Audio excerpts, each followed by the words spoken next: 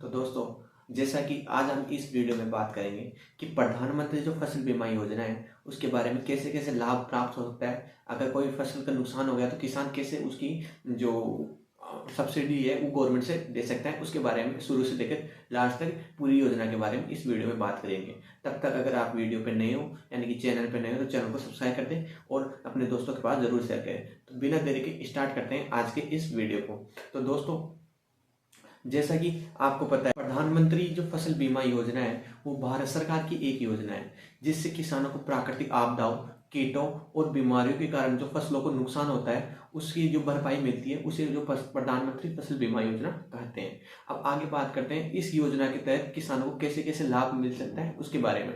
तो पहले, जैसे सूखा, बाढ़ या कोई तूफान जैसी प्राकृतिक आपदाओं के कारण किसी किसान की भी अगर कोई फसल नष्ट हो जाती है तो उसके द्वारा उस जो नुकसान है उसकी भरपाई करने पर यह लाभ किसानों को प्राप्त होता है। तो आगे बात करते हैं कि कौन कौन से किसान इस योजना का लाभ उठा सकते हैं उसके बारे में इस आगे बात करते हैं। तो इसकी जो योजना होती है यह सभी किसानों को इस योजना का लाभ मिल सकता है, यानी कि कोई भी किसान हो, लघु हो, सीमांत हो या किसी भी प्रकार का जो किसान हो, ST SC कोई भी कैटेगरी इसमें मायने नहीं रखती, तो सभी प्रकार के किसानों को इस प्रकार की जो योजना है उसका लाभ मिलेगा।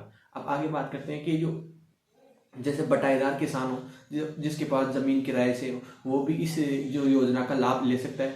दूसरा, जो स्वामित्व वाले किसान हो जिनके पास खुद की जमीन हो वो किसान भी इस योजना का लाभ उठा सकते हैं। किसान जिनका कृषि जोत चल रहा हो यानी कि जो कृषि लोन चल रहा हो किसी भी किसान का, वो भी इस योजना का लाभ उठा सकते हैं। आगे बात करते हैं जो स्वेच्छा से बीमा कराने वाले किसान हैं उनको भी इस योजना का लाभ मिल सकता है। अब आगे बात करते हैं दोस्तों कि बिना प्रीमियम कितना दे होगा, मतलब कि जो बीमा होगा उसका प्रीमियम कितना दे होगा उसके बारे में बात करते हैं। तो सरकार किसानों को सब्सिडी देती है जिसके प्रीमियम बहुत कम होता है, यानी कि जो भी किसान सरकार इस किसान को सब्सिडी देकर उसका जो प्रीमियम होता है वो बहुत कम होता है। खरीफ फसलों के लिए सिर्फ 2%, यानी कि जो खरीफ फसलों पर अगर कोई इसका प्रीमियम ले रहा है तो उसको केवल 2% का प्रीमियम देना होता है। रबी फसलों के लिए सिर्फ 15%, यानी कि रबी फसलों के लिए सिर्फ 1.5% का प्रीमियम देना होता है और व्यावसायिक और बागवानी फसलों के लिए 5% का प्रीमियम देना होता है। बाकी राशि सरकार द्वारा दी जाती है जिससे किसानों को अधिक लाभ मिलता है। आगे बात करते हैं दोस्तों कि इस योजना का आवेदन कैसे करें, यानी कोई भी किसान के अगर इस योजना का आवेदन करना होता है तो वो किस मेथड से इस योजना का आवेदन कर सकता है उसके बारे में बात करते हैं। तो इसकी जो ऑफिशियल वेबसाइट है वो आपको डिस्क्रिप्शन में दे दी जाएगी, वहां से भी जाके आप डायरेक्ट लिंक को कॉपी करके वहां से इसको योजना का आवेदन कर सकते हैं या रजिस्ट्रेशन करके या आवेदन भर सकते हैं, या ऑफलाइन आवेदन भी इसका द्वारा कर सकते हैं, यानी कि अपने नज़दीकी जो CSC केंद्र होता है वहाँ या बैंक जो शाखा होती है वहाँ पर जाकर आप इस योजना का लाभ उठा सकते हैं, आवेदन कर सकते हैं। आवेदन फॉर्म भरकर जरूरी दस्तावेज जमा करा देते हैं। अब इसके लिए योजना के लिए किसानों को क्या क्या दस्तावेज की आवश्यकता होती है उसके बारे में बात करते हैं। तो सबसे पहले किसान को आधार कार्ड की आवश्यकता होती है, बाद में जो बैंक पासबुक की आवश्यकता होती है, जिससे किसान के अपने नाम से जमीन हो उसके हिसाब से बैंक की पासबुक की आवश्यकता होती है। तीसरा, खेत की जमीन के कागजात होना आवश्यक है, किसान के पास अपने खुद के कागजात होना आवश्यक होता है।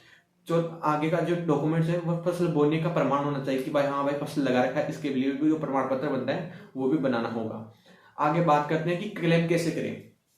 अगला अपना प्रश्न है कि क्लेम कैसे करें इस योजना के लिए। तो अगर आपकी फसल नुकसान हुआ है, अगर आपकी फसल किसी भी आपदा के कारण, जैसे बरसात हो गई, तूफान हो गई, आंधी हो गई, ओलावृष्टि हो गई या सूखा वृष्टि हो गई, किसी भी कारण से बाढ़ हो गई, किसी भी समस्या से अगर आपकी जो फसल नष्ट हो गई है तो अगर उसको नष्ट होने के 72 घंटे के अंतर्गत आपको बीमा कंपनी से अधिकारी को सूचना देनी होगी।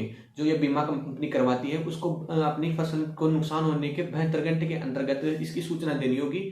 फिर आपको उसका फील्ड का सर्वे किया जाएगा, आगे के अधिकारियों के द्वारा आपके खेत का सर्वे किया जाएगा। फिर राशि बैंक आपके सीधे जो भी प्रोसेस है अगर वो कंप्लीट हो जाती है तो सरकार के द्वारा वो राशि जो आप अपने बैंक डायरी लगाते हैं उसमें सीधे ट्रांसफर कर दी जाएगी। आगे बात करते हैं दोस्तों योजना का समय सीमा और महत्वपूर्ण तिथियां क्या क्या है, इस योजना की क्या क्या समय सीमा है और इसकी तिथियां क्या है इसके बारे में बात करते हैं। तो आवेदन की अंतिम तिथि जो हर साल बदलती रहती है, कब इसका आवेदन करते हैं उसका लिखी हर जो आवेदन की है हर साल बदलती रहती है। इसलिए अपडेट रहना जरूरी होती है, इसकी ऑफिशियल वेबसाइट को देखना जरूरी होता है। बीमा कराने के लिए आपको नजदीकी सीएससी जो केंद्र होता है या बैंक से संपर्क करना होगा। यानी कि आपको इसका जो बीमा कराने के लिए, फसल बीमा कराने के लिए आपको नज़दीकी जो सीएससी केंद्र या जो सेंटर नज़दीक का जो बैंक का सेंटर है उससे संपर्क करना होगा। तो इसके द्वारा आप फसल जो प्रधानमंत्री फसल बीमा योजना का लाभ उठा सकते हैं। तो दोस्तों यह थी प्रधानमंत्री फसल बीमा की पूरी जानकारी। अगर आपको आपकी वीडियो अच्छा लगा तो लाइक करो, शेयर करो और चैनल पर नए हो तो चैनल को सब्सक्राइब कर दो। और हाँ दोस्तों, इस महत्वपूर्ण वीडियो के लिए हमारे चैनल को सब्सक्राइब करना ना भूलें। धन्यवाद दोस्तों। जय जवान जय किसान।